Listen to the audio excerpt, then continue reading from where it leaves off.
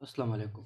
तो आज की वीडियो में हम शुरू करेंगे CSS को। और CSS को हम देखेंगे कि CSS हम क्यों इस्तेमाल करते, कैसे इस्तेमाल करते, और CSS को हम किस तरीके से इस्तेमाल कर सकते हैं अपने HTML के फाइल में या HTML के एक्सटर्नल। तो हम CSS को देखेंगे और CSS हम क्यों इस्तेमाल करते हैं और इसका ज़रूरत क्यों पड़ा। तो पहले अगर हम देखें कि हमारे पास CSS क्या होता है, तो CSS एक लैंग्वेज है जिसके ज़रिए हम जो HTML के एलिमेंट्स होते हैं उसे स्टाइल कर देते हैं। तो अगर हम इसका फुल फॉर्म देखें तो ये हमारे पास है कैस्केडिंग स्टाइल शीट्स। तो इसका फुल फॉर्म क्या हो गया हमारे पास, कैस्केडिंग स्टाइल शीट, यानी ये एक सिलसिलावार शीट है जिसके ज़रिए हम स्टाइल करते हैं HTML फाइल के। तो यहाँ पर लिखा है कि ग्रेटली सिंप्लीफाइज स्टाइलिंग HTML। तो HTML के जो टैग्स है उसको स्टाइल करने के लिए ये बहुत बढ़िया है और इसके ज़रिए हम एक कंसिस्टेंट स्टाइलिंग कर सकते हैं। और इसके साथ साथ अगर हम इनको लिखते हैं तो कैसे हम लिखते हैं, तो instruction are written as a rule set. तो हमारे पास ये इसमें एक रोल सेट होता है जिसके थ्रू हम स्टाइल को अप्लाई करते हैं HTML के एलिमेंट पर। तो अगर हम इसके हिस्ट्री देखें कि ये कब लॉन्च हुई थी CSS, तो CSS was first proposed by हाकन और ऑन अक्टूबर 10 1994। तो ये पहली दफ़ा जो हाकन था उसने इनको रिलीज़ किया था W3C जो W3C है उसके साथ। और इसका जो फर्स्ट वर्जन या लेवल रिलीज़ हुआ था यानी CSS 1, इसको हम लेवल 1 कहते हैं, ये 1996 में रिलीज़ हुआ था। इसके बाद अगर हम इसकी CSS लेवल 2 की बात करें तो ये जो CSS 1 है उनमें कुछ खामियां थे और कुछ मेजर अपडेट्स जो CSS में आए थे। सो इसको लेवल 2 में उन्होंने लॉन्च कर दिया और इसका ये वर्जन 1998 में लॉन्च हुआ। इसके बाद अगर हम CSS 2.1 की बात करें तो वो आखिरकार 2011 में रिलीज़ हुआ। और इनमें जो CSS लेवल 2 था इनमें बहुत सारे जो खामियां थे उनको निकाल कर CSS 2.1 ने पूरा कर दिया। और आखिरकार अब जो लोग इस्तेमाल करते हैं वो हमारे पास है CSS 3। और CSS 3 जो है वो हमारे पास हम कह सकते हैं कि ये मेजर वर्जन है CSS का। और इनमें जो हम काम करते हैं वो मॉड्यूल के ज़रिए करते हैं। ये कुछ ब्रीफ हिस्ट्री है जो मैं रिकमेंड नहीं करता कि मैं पढूं। इसके बाद हम फ़ौरन आते हैं कि जैसे हमने यहाँ पर पढ़ा कि instructions are written as a rule set. तो हमारे पास ये रोल सेट क्या होता है अब हम वो देखेंगे। तो CSS rule set, CSS rule sets have the following format. तो हमारे पास CSS जो रोल सेट है या रोल सेट्स हैं उनका हमारे पास फॉर्मेट कुछ ये होता है कि हम पहले एक सेलेक्टर यानी जिस जिस एलिमेंट को हम सेलेक्ट करते हैं उसे हम सेलेक्टर कहते हैं। यहाँ पर हमने H1 को सेलेक्ट कर दिया, ये एक टैग है जो HTML में इस्तेमाल होता है। और उसको हमने कुछ प्रॉपर्टी पास करी, जब भी हम प्रॉपर्टी पास कर, और ये पेयर है हमारे पास प्रॉपर्टी और वैल्यू का। तो यहाँ पर आप लोग देख सकते हो कि डिक्लेरेशन है प्रॉपर्टी और वैल्यू का। यहाँ पर मैंने प्रॉपर्टी पास की कलर, और कलर को मैंने वैल्यू क्या दी है, रेड। और यहाँ पर मैंने इसको दूसरी प्रॉपर्टी दी है फॉन्ट साइज, और फॉन्ट साइज तो मैंने कितना पास किया है, 14 पिक्सल, और ये वैल्यू है इस फॉन्ट साइज प्रॉपर्टी की।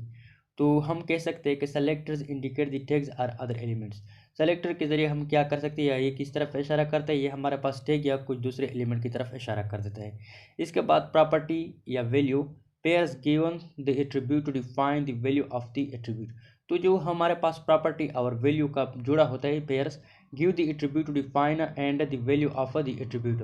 तो ये हमारे लिए जिस मिसाल के तौर पर H1 को मैं कलर देना चाहता हूँ रेड, तो मैं ये करूँगा पेयर की शक्ल में। मिसाल के तौर पर पहले मैं प्रॉपर्टी पास करूँगा और उसके बाद मैं क्या पास करूँगा, उसका वैल्यू।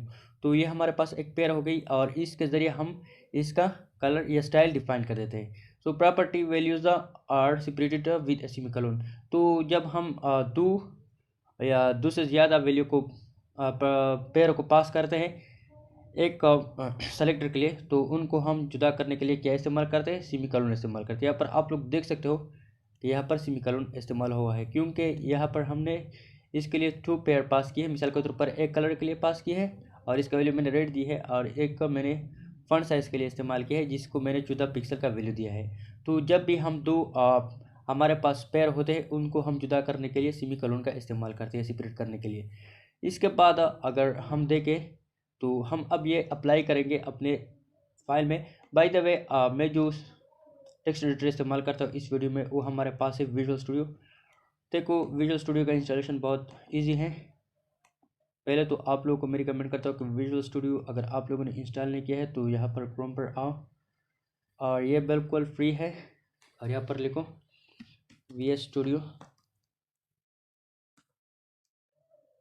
तो जब भी मैं इस पर क्लिक करता हूँ तो यहाँ पर आप लोग देख सकते हो कि ये हमारे पास आ गया विजुअल स्टूडियो।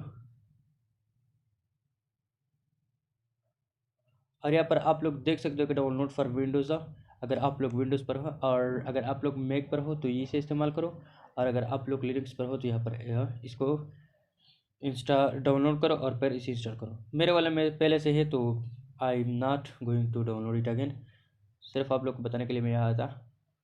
तो I am going to switch it off. After this यहाँ पर मैं आता हूँ और यहाँ पर आप लोग देख सकते हो कि मैंने इसे सीरीज़ के नाम से एक फ़ोल्डर बनाई है। अब मैं यहाँ पर बनाऊँगा एक दूसरी फ़ोल्डर और इसको मैं नाम दूंगा क्या, क्लास 1। तो क्लास 1 में हम क्या करेंगे, क्लास 1 में हम वो करेंगे जो आप लोग अब देखोगे। तो ये विजुअल स्टूडियो को मैंने पहले से ओपन किया है। आप लोग देख सकते हैं ये सीरीज़ का वही फोल्डर है जो अभी मैंने वहाँ बनाई थी, और उसमें मैंने एक दूसरी फोल्डर बनाई जिसको मैंने नाम दी क्या, CSS या क्लास 1। तो यहाँ पर अब मैं आऊँगा और एक फ़ाइल बनाऊँगा मिसाल के तौर पर index.html। तो देखो हम इसको इंडेक्स फाइल में ही पहले इस्तेमाल करते हैं, फिर मैं आप लोग को इसके दूसरे तरीके बताऊंगा कि कैसे हम CSS को एक्सटर्नल या इंटरनल या इनलाइन इस्तेमाल करते हैं। पहले सिर्फ मैं आप लोग को इसका जो रोल सेट है वो बताने वाला हूँ कि हम किस तरह इसका जो रोल सेट है वो इस्तेमाल करते हैं। तो यहाँ पर पहले मैं इसका जो बेसिक बॉयलर प्लेट है वो लाना चाहूँगा, मिसाल के तौर पर HTML, और इसके जो बेसिक कोड है अभी तक नहीं चाहिए। और यहाँ पर मैं इसका पास करूँगा क्या, रोल सेट। तो पहले हम इसका रोल सेट के बारे में पढ़ेंगे कि हमारे पास रोल सेट क्या होता है इसका। यहाँ पर मिसाल के तौर पर मैं बनाता हूँ क्या, इस टर्मिनल को क्लोज करो, नो नीड। तो मिसाल के तौर पर यहाँ पर मैं बनाया H1 और इसमें मैंने पास किया this is indicating to H1। तो यहाँ पर मैं अब आऊँगा और स्टाइल के लिए यहाँ पर हम एक स्टाइल टैग का इस्तेमाल करते हैं हेड टैग में। तो मिसाल के तौर पर यहाँ पर मैंने इसका इस्तेमाल कर दिया। अब मैं यहाँ पर इसको पहले हमने क्या बोला था वहाँ पर, मिसाल के तौर पर अगर हम यहाँ पर देखें तो यहाँ पर आप लोग देख सकते हो कि इन्होंने H1 को सेलेक्ट किया है। सेलेक्ट करने के बाद सिम या ब्रेसिस को खोला है इन्होंने। तो यहाँ पर मैं आऊँगा, पहले इसको सेलेक्ट करूँगा, सेलेक्ट H1। देखो ये इसका टैग नेम है, तो हम यहाँ पर इसका जो टैग नेम है वो लिखेंगे विदाउट एंगुलर ब्रैकेट। तो यहाँ पर मैंने क्या किया, मैंने ब्रेसिस को खोल दिए। तो जब भी मैं इसको खोलता हूँ और इसमें मैं आता हूँ, अब हम यहाँ पर जो इनका पेयर है वो पास करते हैं। तो इस पेयर में मैं पहले पास करूँगा क्या, इसका प्रॉपर्टी, यानी मैं इसको कलर का प्रॉपर्टी देना चाहता हूँ। तो जैसा मैं जब भी मैंने यहाँ पर कलर लिखा तो आप लोग देख सकते हो कि सजेशन में मेरे पास कलर आ गए। तो मैं इस पर इंटर प्रेस करूँगा और इसके बाद मैं इसको अब वैल्यू देना चाहूँगा। तो वैल्यू में मैं क्या पास करूँ, अगर मैं रेड पास करूँ तो अब आप लोग देखना, मैं अब इसको ओपन करने जा रहा हूँ ब्राउज़र में। तो क्लास 1 और यहाँ पर इंडेक्स। तो when I open it then see what is happening. तो यहाँ पर आप लोग देख सकते हो कि इसका जो कलर है वो हमारे पास रेड हो गया। इस तरह हम इसको दूसरे प्रॉपर्टी भी दे सकते हैं। मिसाल के तौर पर इन्होंने कहा था कि जब भी हम पेयर एक से ज़्यादा लिखते हैं तो उनके लिए हम सेपरेट करने के लिए हम सेमीकोलन का इस्तेमाल करते हैं, जो यहाँ बाय डिफ़ॉल्ट विजुअल स्टूडियो खुद करता है।